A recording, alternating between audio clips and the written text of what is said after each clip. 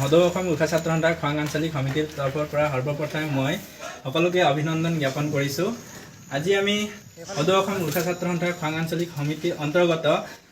আমাৰ গোৰ্খা সম্প্ৰদায়ৰ যিসকল ছাত্ৰ ছাত্ৰীয়ে আগন্তুক 10-11 তাৰিখৰ পৰা উচ্চ আৰু উচ্চতৰ মাধ্যমিক চূড়ান্ত পৰীক্ষাত যিবিলাক ছাত্ৰ ছাত্ৰী অৱতীৰ্ণ হ'ব তেখেতলোকক আমি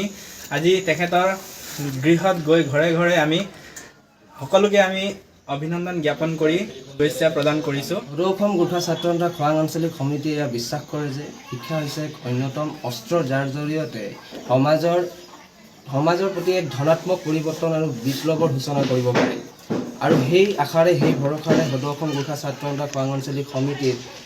আমাৰ সভাপতি আৰু সম্পাদক মহোদয়ে এই পদক্ষেপ গ্ৰহণ কৰে, য'ত 2026 চনৰ ফেব্ৰুৱাৰী 10 আৰু 11 তাৰিখে অনুষ্ঠিত হ'বলৈ যোৱা হাইস্কুল শিক্ষান্ত পৰীক্ষা আৰু উচ্চতৰ মাধ্যমিক চূড়ান্ত বৰ্ষৰ পৰীক্ষাত অৱতীৰ্ণ হ'বলৈ যোৱা ছাত্ৰ ছাত্ৰীসকলক শুভেচ্ছা জনাবলৈ আমি খোৱাং আঞ্চলিকৰ ভিতৰত থকা সমূহ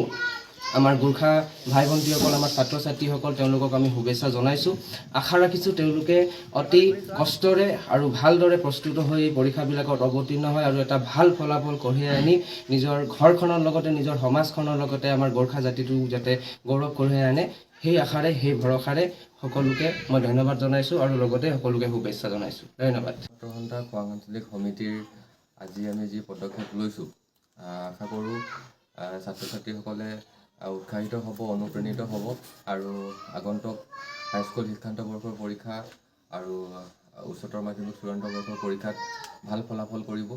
তাৰে কামনাৰে সকলোকে শুভেচ্ছা যাচিছোঁ।